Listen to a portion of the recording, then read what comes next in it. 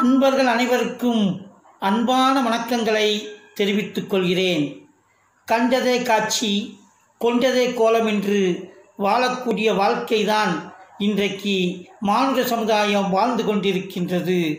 எது சரியான வாழ்க்கை, எப்படிப்பட்ட வாழ்க்கை சிறந்த வாழ்க்கையாக இருக்கும் என்பதை தெரிந்து கொள்வதற்கு முன்னால் ராணி பாலமுருகன் யூடியூப் சேனலை சப்ஸ்கிரைப் பண்ணுங்க, பெல் பட்டனை அமுக்குங்க. அன்பர்களே, மகாபாரதத்திலே பகவான் பாரத யுத்தமெல்லாம் முடிந்து விட்டது.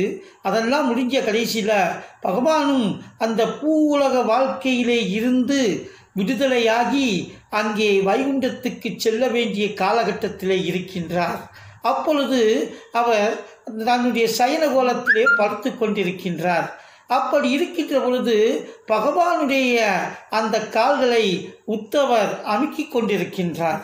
அப்படி பகவானுடைய கால்களை அந்த உத்தவர் அமுக்கிக் கொண்டே இருக்கின்றார். அந்த நேரத்திலே உத்தவர் ஒன்றை கேட்கின்றார், பகவானே, நீ நினைத்திருந்தால் மகாபாரத யுத்தம் நடக்காமல் தடுத்திருக்கலாம் அல்லவா என்று கேட்கிறார். அதற்கு பகவான் வெறும் சிரிப்பை மட்டும் பதிலாக சொல்லுகின்றார்.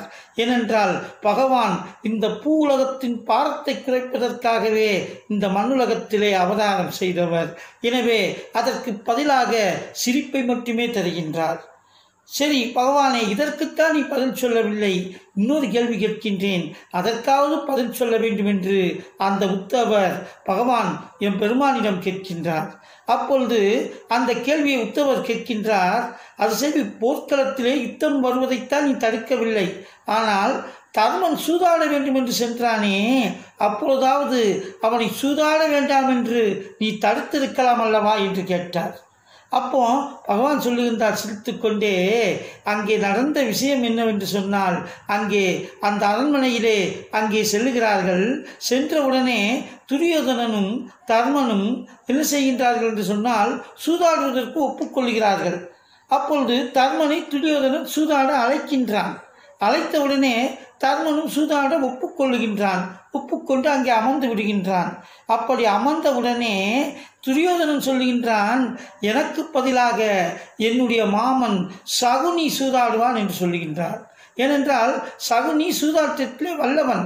அவன் எதை நினைத்து உருட்டுகின்றானோ அது அவனுக்கு அது வெற்றியை தேடிக்கூடிய அந்த வாய்ப்பாகத்தான் அமையும். எனவே எனக்கு பதிலாக என்னுடைய மாமன் சகுனி சூது விளையாடுவார் என்று துரியோதனன் சொல்லுகின்றான். அப்பொழுது ஆனால் தர்மன் என்ன சொல்லுகின்றான் என்று சொன்னால், எனக்கு நானே விளையாடிக் கொள்கிறேன் என்று சொல்லுகின்றான். இந்த நேரத்திலே துரியோதனனுக்கு சூது விளையாட தெரியாது.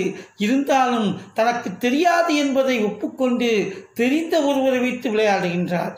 ஆனால் தர்மனுக்கும் சூதாட தெரியாது. ஆனால் தெரியாததை தெரிந்தது போல காட்டிக்கொண்டு அவன் சூதுக்கு அங்கே செல்லுகின்றான். அதுதான் அவனுடைய தோல்விக்கு காரணமாக இருக்கின்றது. சரி, அப்படியே இருந்தாலும் உத்தவர் கேட்கின்றார் பகவான் கிருஷ்ணனிடம், சரி அப்படியே இருந்தாலும் நீங்கள் அந்த இடத்துக்கு சென்று அதை தடுத்திருக்கலாம் அல்லவா என்று கேட்கின்றார். அதற்கு பகவான் சொல்லுகின்றார், நான் அங்கு சென்றேன், அங்குதான் இருந்தேன், ஆனால் தர்மன் என்னை அழைக்கவில்லை, அதனால் நான் செல்லவில்லை என்று சொன்னார். சரி, அங்கு சென்றீர்கள் என்று சொன்னால் ஏன் அந்த சூதுவினாவது வெற்றியினை தர்மனுக்கு தேடி தந்திருக்கலாமே என்று உத்தவர் கேட்கின்றார். அதற்கு பகவான் சொல்லுகின்றார், அந்த அரண்மனை வாசலிலே தான், அந்த சூது நடக்கக்கூடிய மண்டபத்தின் வாசல் படியிலே தான் நான் நின்றேன். ஆனால் தர்மன் என்னை அழைக்கவில்லை. மாறாக அவன் என்ன சொல்லுகின்றான் என்று சொன்னால், இந்த சூது விளையாடுவது என்பது பகவானுக்கு தெரியக்கூடாது, கிருஷ்ண பகவானுக்கு தெரியக்கூடாது அந்த சூது விளையாடுவது என்று அந்த தர்மன் அதை மனதிலே நினைத்து கொண்டே அந்த சூதினை விளையாடினார். எனவே ஆண்டவனுக்கு தெரியாமல் நாம் சூது விளையாட வேண்டும் என்கின்ற எண்ணத்தினை அங்கே தர்மன் வைத்திருக்கின்றான். அப்பொழுது எப்படி நான் போக முடியும் என்று பகவான் கேட்கின்றார். அன்பர்களே, இந்த கதை எதை உணர்த்துகின்றது என்று சொன்னால், நாம் செய்யக்கூடிய ஒவ்வொரு செயலையும் பகவான் நம்முடைய அருகிலே இருந்து பார்த்து கொண்டுதான் இருக்கின்றார் என்பதை நாம் நினைத்து பார்க்க வேண்டும். எனவே நாம் செய்யக்கூடிய ஒவ்வொரு செயலையும் பகவான் பார்த்து கொண்டிருக்கின்றார் என்கின்ற அந்த பயபக்தி நம்மிடம் இருக்கும் என்று சொன்னால் நாம் அதர்மமான காரியத்தை செய்ய மாட்டோம், தவறான செய்கைகளை நாம் செய்ய மாட்டோம், பிறருக்கு இன்னும் தரக்கூடிய செய்கைகளை நாம் செய்ய மாட்டோம். எனவே நாம் செய்யக்கூடிய ஒவ்வொரு செயல்களையும் பகவான் பார்த்து கொண்டிருக்கின்றார் என்கின்ற அந்த நினைப்பு, அந்த எண்ணம் நம்மிடம் இருந்தது என்று சொன்னால் நாம் தவறான வாழ்க்கையிலே செல்லாமல் சரியான வாழ்க்கைக்கு செல்லலாம்.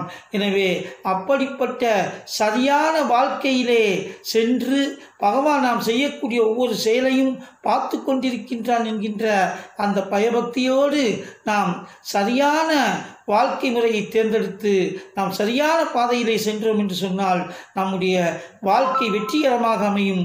அப்படிப்பட்ட வெற்றிகரமான வாழ்க்கை நம்முடைய அன்பர்கள் அனைவருக்கும் கிடைக்க வேண்டும் என்று எல்லாம் வல்ல இறைவனை வேண்டி விடைபெறுகின்றேன். நன்றி, வணக்கம்.